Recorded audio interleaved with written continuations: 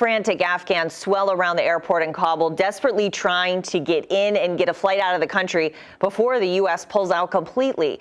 Here's another view now from Green Bay area Republican Congressman Mike Gallagher. I talked with him on Thursday. President Biden said there was no way to pull out of Afghanistan without chaos. What do you think? I think that's a lie. I think it underestimates the capability of the U.S. military when given clear commands and leadership from the president and the national security advisor.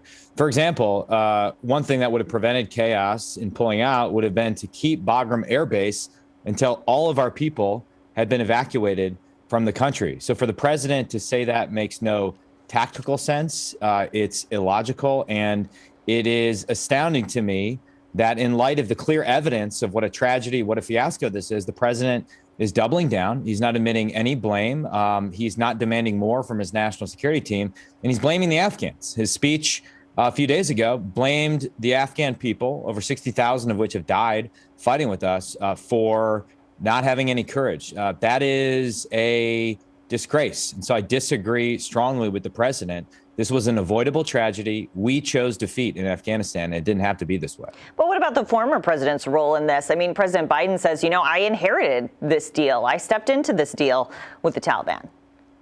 Biden has done everything possible through executive order to shred every other agreement that Trump made or Trump executive order. So why in this one area is he bound to a deal that the previous president made? This deal was not ratified by the Senate in any meaningful sense. That's an excuse. It's a cop-out. And the Trump administration's deal, which I disagreed with, by the way, I criticized the Doha deal at the time, but still there was pretext for ignoring that deal and embarking on a different course and maintaining a small presence in Afghanistan and maintaining the strategic Bagram Air Force Base, which is something that we're going to miss here shortly. Have you heard from any Wisconsinites, people in your district who are trapped in Afghanistan right now?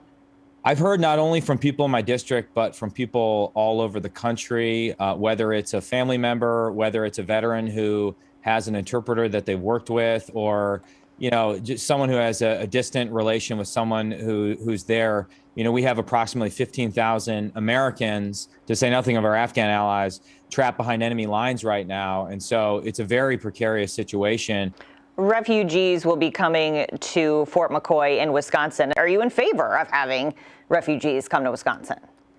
Well, I'm in contact with Fort McCoy, and I've requested a tour, which I'm hoping we get, and to see their plan for how they're going to handle this in the coming days. My own view is that if you fought with us in Afghanistan, if you risked your lives and we made promises to you, we should do everything possible to make you eligible for the SIV process. I've supported legislation to that effect. I've tried to work behind the scenes with the bipartisan group to make that happen. That being said, there are very high-level vetting requirements in that process, and I don't think we should relax those vetting requirements just because of this temporary emergency.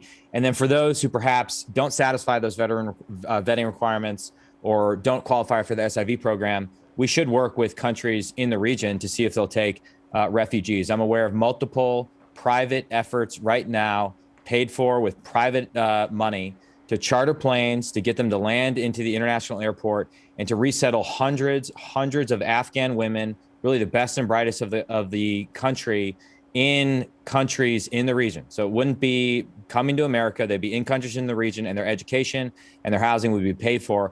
All we need is the green light from the Biden administration. It's in the power of the White House right now to save hundreds of lives, and they're not doing that. Do we not have a moral obligation to help these people? I mean, is this becoming political now? Well, I mean, of course, the whole fiasco in Afghanistan is because it's been politicized, right? The essence of this was setting arbitrary political dates for withdrawal, politicians trying to declare mission accomplished. We've ended endless wars, ignoring reality on the ground. So I'm not trying to tell you that there isn't a political aspect to this. I do believe we have a moral obligation to people that fought with us to help them out. More than anything else, it is true we have a moral obligation to American citizens that are on the ground right now. We can't leave any American behind.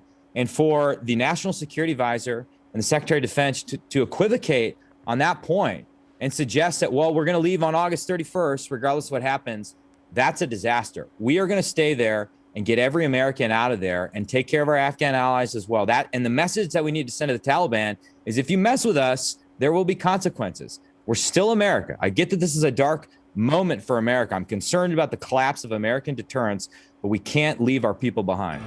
Coming up, the race for Attorney General is heating up. Next, Republican candidate Eric Toney, why he calls current AG Josh Kaul a failure.